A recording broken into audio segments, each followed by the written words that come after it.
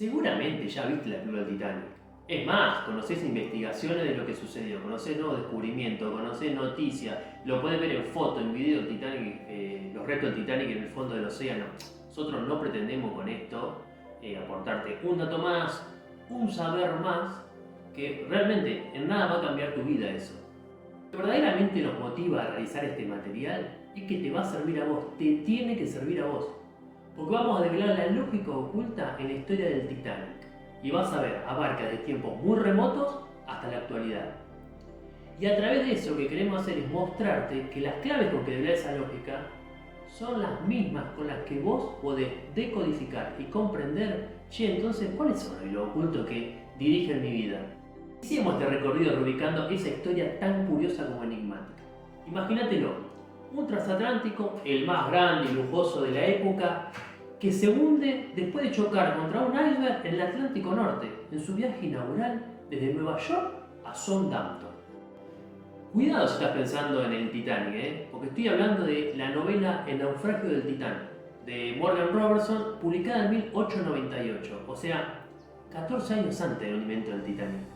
Siendo esto así, más vale veamos similitudes y diferencias entre la novela y lo que sucedió con el barco del Titanic.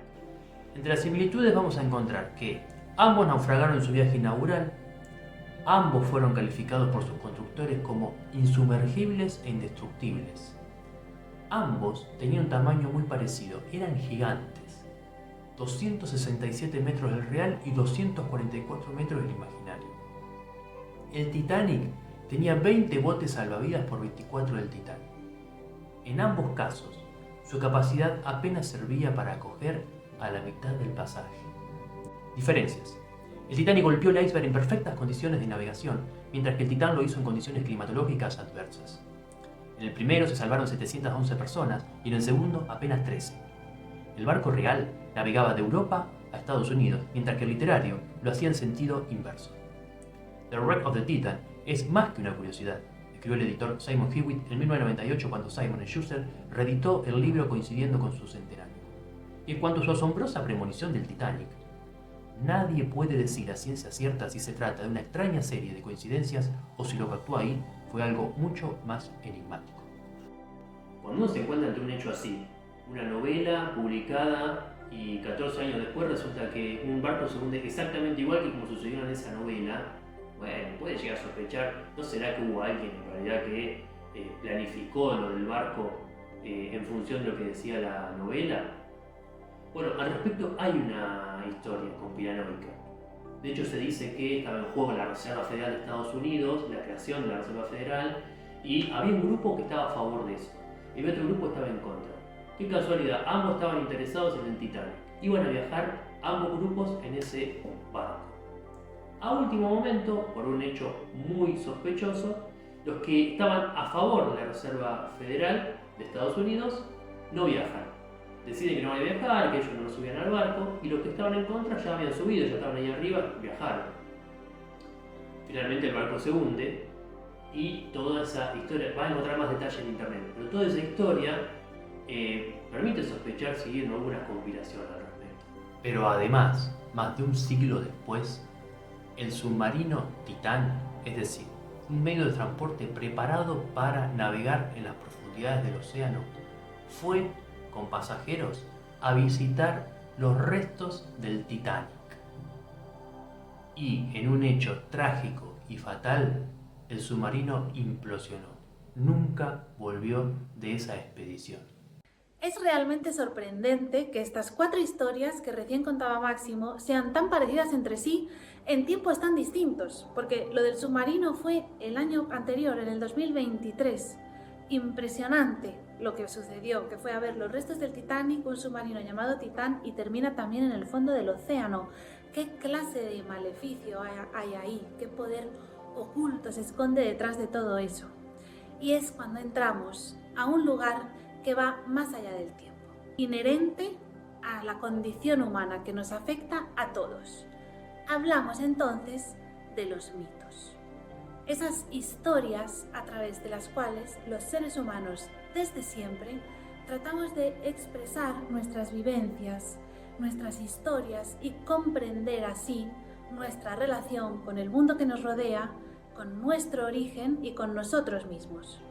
Un poquito más adelante vamos a profundizar en la importancia de esto que os estamos contando del mito.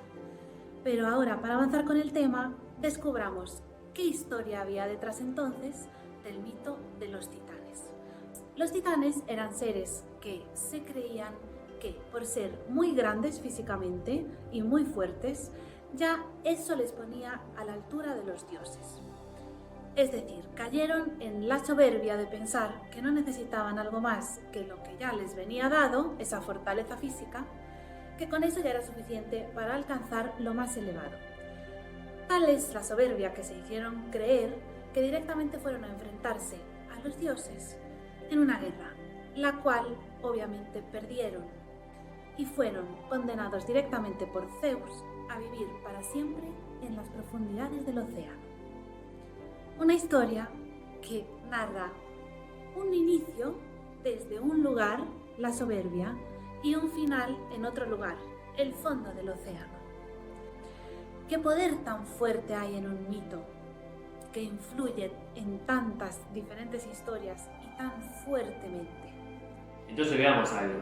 El planteo escéptico conspiranoico de si la novela es una premonición del hundimiento del Titanic o si el hundimiento del barco fue en realidad un hecho premeditado, planeado por alguien que siguió el guión de la novela, son todos datos, saberes de un hecho que sucedió hace más de un siglo ya.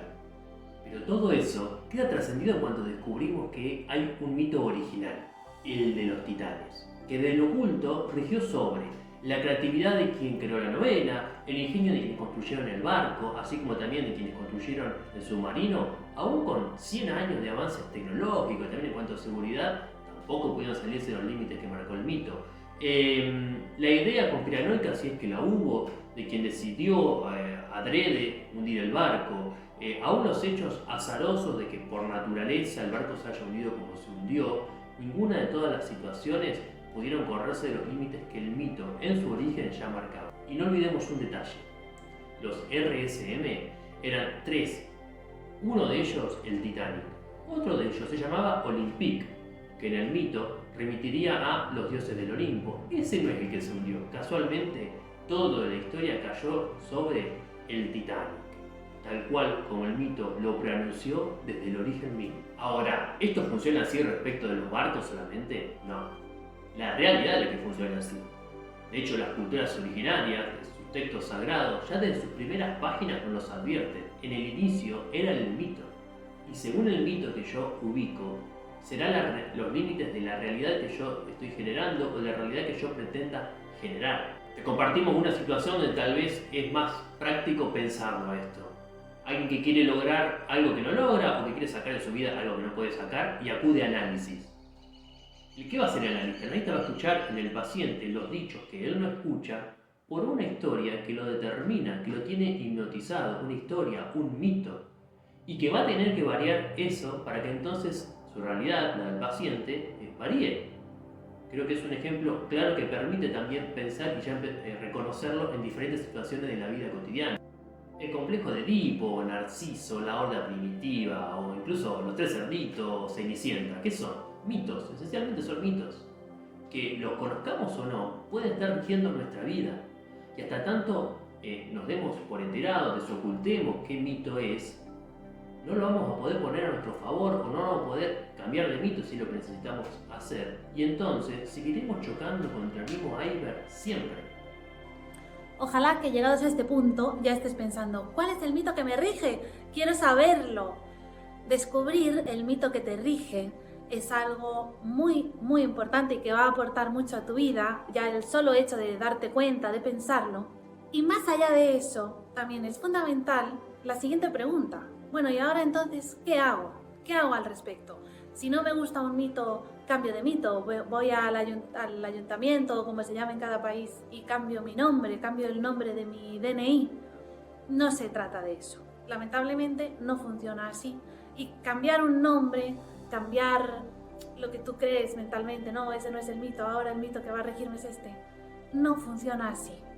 Sería como cambiar de iceberg. Bueno, en vez de chocar con el iceberg color azul, voy a chocar con el iceberg color rojo. Porque en cada nombre hay un mito.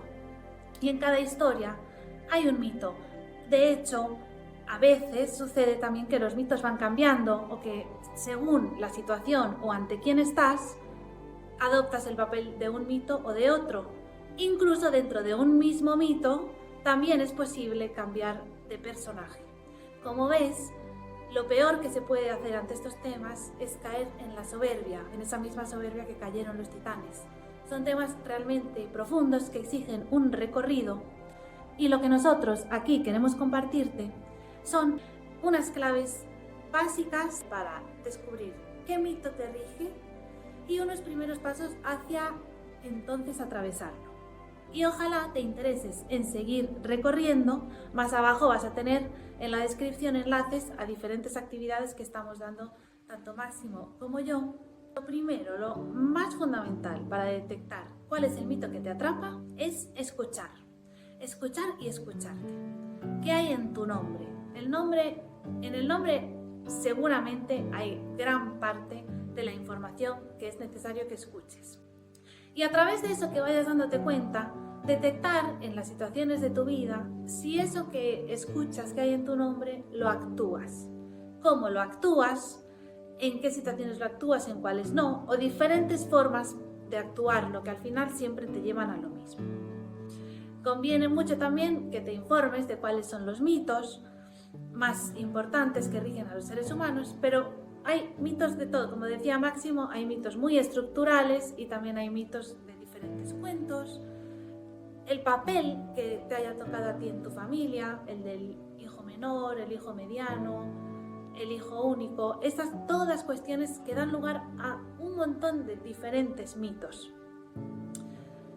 Y ante eso, escuchas, ok, decides, este es el mito que yo creo que me atrapa. Ante eso, ¿qué hacer? Lo primero que tenemos que hacer es detectar cuáles son los lugares de ese mito, los lugares que me favorecen y los lugares que tengo que encargarme de no pisar. Porque volvamos otra vez a la historia del Titanic. Hay cuestiones que favorecen en ese mito. De hecho, al igual que los titanes eran seres enormes y súper fuertes, el barco Titanic logró ser el barco más grande de todos los tiempos en su momento y un barco excepcionalmente fuerte, seguro, etcétera, etcétera, supuestamente. O sea, todo eso que sí también lo favorece ese poder del mito. Y eso es posible usarlo. Las zonas de peligro que no debían ser pisadas, era claramente una de ellas la soberbia. Esa zona se pisó y por eso se siguió ese mito.